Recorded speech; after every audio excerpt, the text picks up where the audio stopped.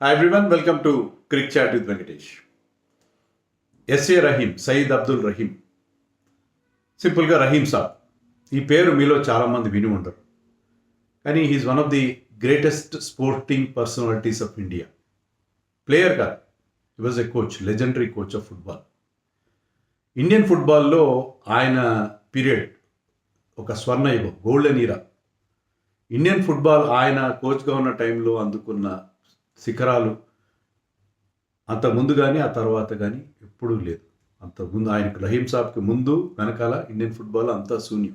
ఇప్పుడైతే Indian football world cup qualify కావడం ఏంటి, కనీసం ఏషియన్ కంటినెంట్ లెవెల్లో కూడా ఏమాత్రం సరైన పొజిషన్లో లేదు. బట్ రహీం సాబ్ పీరియడ్లో మన టీం 2 సార్లు ఏషియన్ ఛాంపియన్ అయింది. ఏషియన్ గేమ్స్ గెలిచారు 2 సార్లు 11 ఇయర్స్ తేడాలో 2 సార్లు గెలిచారు.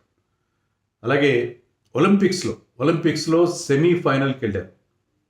మెల్బోర్న్ ఒలింపిక్స్ 1956లో సెమీఫైనల్ దాకా వెళ్ళారు.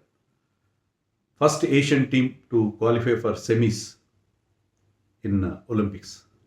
ఇవన్నీ కూడా రహీం సాబ్ గొప్పతనం. హైదరాబాద్ చెందినవాడు, అదే కదా మన హైదరాబాద్కి చాలామంది తెలీదు. ఆయన పేరు తెలుగు రాష్ట్రాల్లో కూడా తెలియదు. ఆయన పేరు మీద ఆయన బయోపిక్ తీశారు, మైదాన్ అని చెప్పి, ఒక 5-6 ఏళ్ల క్రితం. అజయ్ దేవ్గన్ హీరోగా. ఆ సినిమా చూసిన వాళ్ళు ఎవరన్నా అనుకుని ఉంటారు రహీం సాబ్ మన హైదరాబాద్ వాడని చెప్పి, కానీ ఎవరికి ఆయన పేరు తెలియదు. కానీ వాజ్ ఎ ట్రూ లెజెండ్. ఆయన గురించి తలుచుకుందాం ఈ వరల్డ్ కప్ టైంలో అయినా, ఆయన గురించి ఒక వీడియో చేద్దామని చెప్పి మీకు నేను వీడియో చేస్తున్నాను. రహీం సాబ్ 1909లో పుట్టాడు. ఆయన సెంటనరీ సెలబ్రేషన్స్ జరగాలి 2009లో, కానీ ఎవరు పట్టించుకోలేదు. ఆల్ ఇండియా ఫుట్బాల్ ఫెడరేషన్ ఎవరు పట్టించుకోలేదు. అది కదా దౌర్భాగ్యం. ఆయన 1920స్లో కూడా హైదరాబాద్లో ఫుట్బాల్ చాలా పాపులర్ ఉండేది. అప్పట్లో కొంతమంది ప్లేయర్స్ ఉండేవారు, బీకే అయ్యంగార్ లాంటి ప్లేయర్స్ ఉండేవారు, షేర్ ఖాన్, రియాసత్ అలీ లాంటి ప్లేయర్స్ ఉండేవాళ్ళు. వాళ్ళతో కలిసి ఆడాడు. ఆయన పెద్ద గొప్ప ప్లేయర్ కాదు, ఆయన బేసికల్లీ ఒక టీచర్, అంటే కోచ్. అప్పట్లో కోచింగ్ కూడా పెద్ద ఉండేది కాదు, కానీ ఆయన చాలా గొప్ప కోచ్. ఆయన ఎంత గొప్ప కోచ్ అంటే ఆయన he was like a psychologist. Players psychology అర్థం చేసుకునేవాడు. మంచి టాక్టిక్స్ ఉండేవి ఆయన దగ్గర. అలాగే స్ట్రిక్ట్ డిసిప్లిన్ పాటించేవాడు. సో పర్ఫెక్ట్ కోచ్ అనమాట. అందుకని ఆయన సానబెట్టాడు. మన దగ్గర మంచి టాలెంట్ ఉంది, వాళ్ళందరికీ ఆ మట్టిలో మాణిక్యాలకి సానబెట్టి మంచి మంచి ప్లేయర్స్, అది చును గోస్వామి కావచ్చు, పీకే బెనర్జీ కావచ్చు, తంగరాజన్ బలరాం ఫ్రమ్ హైదరాబాద్. అలాంటి మంచి మంచి ప్లేయర్స్ ఆయన దగ్గర తయారయ్యారు. సో వాళ్ళు వరల్డ్ బీటర్స్గా అప్పుడు ఆయన పీరియడ్లో 1950s 1960స్లో మన టీం ఒక రాజ్యం వెళ్ళింది ఫుట్బాల్. అంటే అట్లీస్ట్ ఏషియాలో నెంబర్ 1గా ఉంది. వరల్డ్ లెవెల్లో కూడా చాలా టీమ్స్ మన టీం అంటే భయపడేలా చేశారు. అంత గొప్ప టీంగా ఆయన తీర్చిదిద్దాడు. సో బేసికలీ ఆయన టీచర్, మంచి బాగా చదువుకున్నవాడు, గోల్డెన్ పుస్తకాలు చదివేవాడు. సో ఆయన అహెడ్ ఆఫ్ టైమ్స్ అనమాట. ఇప్పుడు బ్రెజిల్ వాళ్ళు 4-2-4 ఫార్మేషన్ అనేది ఫుట్బాల్లో, అంటే ప్లేయర్స్ ఫార్మేషన్ 4-2-4 ఫార్మేషన్ అనేది బ్రెజిల్ వాళ్ళు తర్వాత తీసుకొచ్చారు. దాన్ని వాళ్ళకంటే ముందు 1956 ఒలింపిక్స్లో ఇతను రహీం ఇంప్లిమెంట్ చేశాడు 4-4 కాంబినేషన్.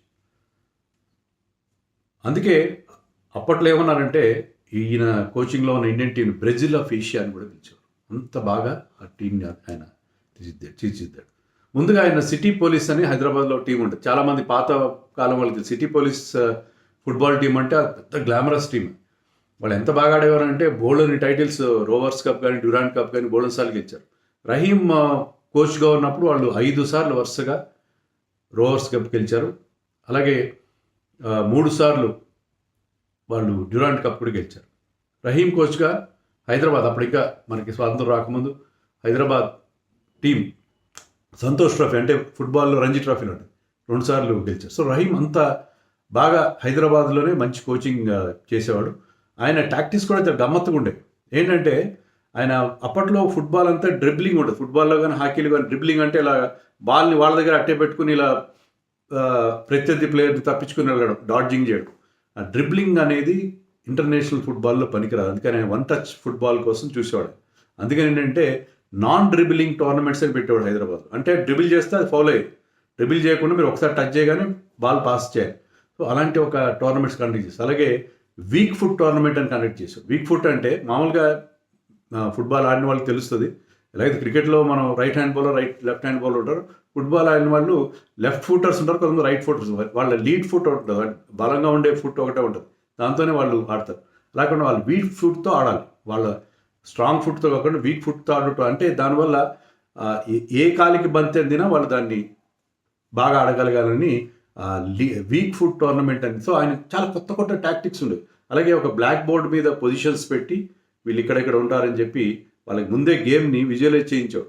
సో చాలా అహెడ్ ఆఫ్ టైమ్స్ ఆయన రకరకాల కోచింగ్ మెథడ్స్ అవలంబించి టీంను బ్రహ్మాండంగా తీర్చిదిద్దాడు. మైదాన్ సినిమాలు చూడండి, ఆయనకి ఫుట్బాల్ ఫెడరేషన్ వాళ్ళకి పడేది కాదు.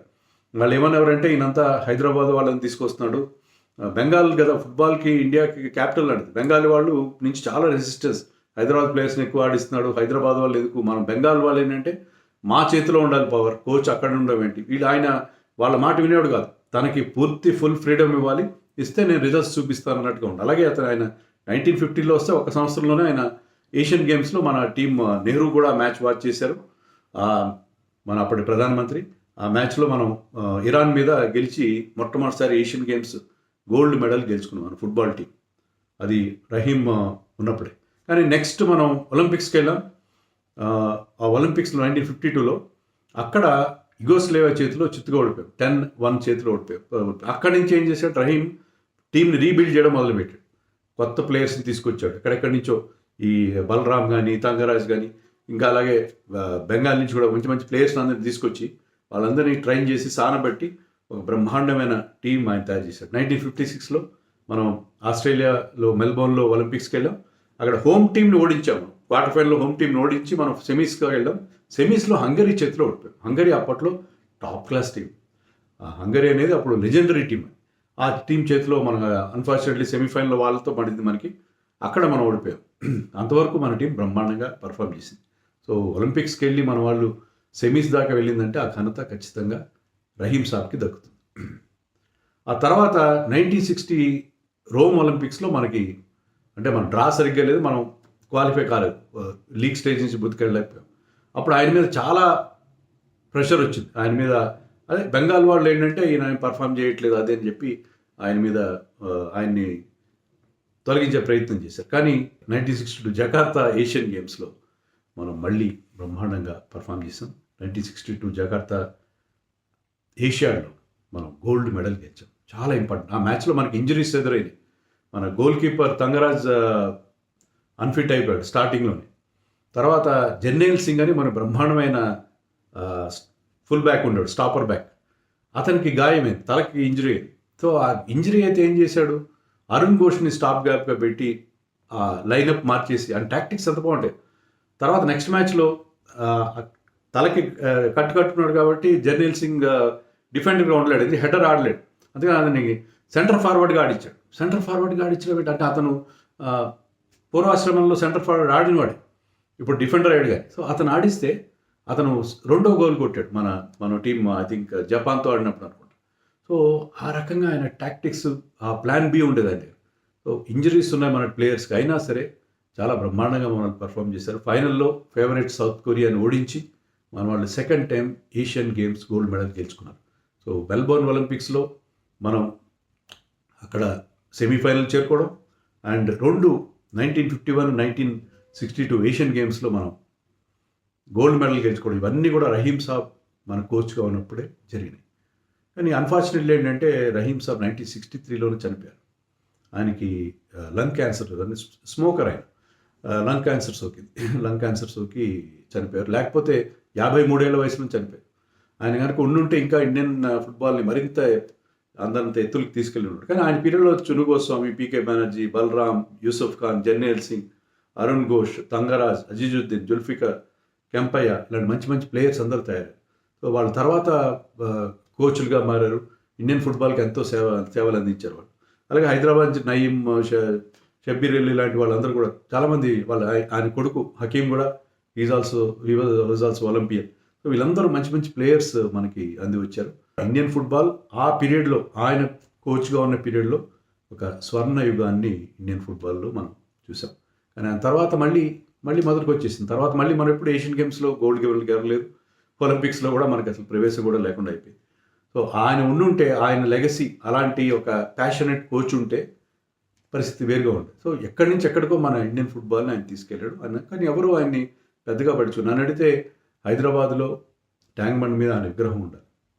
అంత గొప్ప వ్యక్తి ఆయన. ఆయన కాంట్రిబ్యూషన్ ఎవరు గుర్తించని పరిస్థితి. ఈ వీడియో కూడా మీలో చాలామంది తక్కువ మంది చూస్తారు. ఎందుకంటే క్రికెట్ వీడియో కాదు కదా, ఫుట్బాల్. అందులో ఎక్కడో రెట్రో వీడియో తక్కువ మంది చూస్తారు. కానీ ఈ వీడియో నాకు చాలా సాటిస్ఫాక్షన్ ఇస్తుంది. ఒక మంచి వీడియో చేశారన్న సాటిస్ఫాక్షన్తో ఈరోజు రాత్రి హాయిగా నిద్రపోతాను. ఎందుకంటే ఒక ఎవరికి తెలియని అంశం, ఒక గొప్ప కోచ్ గురించి నేను మన వ్యూయర్స్కి తెలియపరచగలిగాను.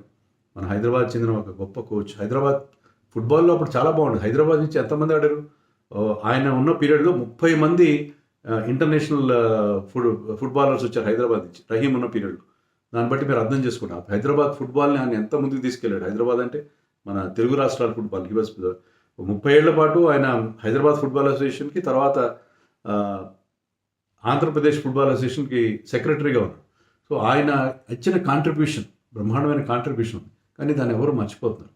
బట్ ఈ వీడియో చేసి మీకు రహీం సాబ్ గురించి మీకు గుర్తు తెచ్చని వరల్డ్ కప్ టైం అనే ఒక సాటిస్ఫాక్షన్ మాత్రం నాకుంటుంది.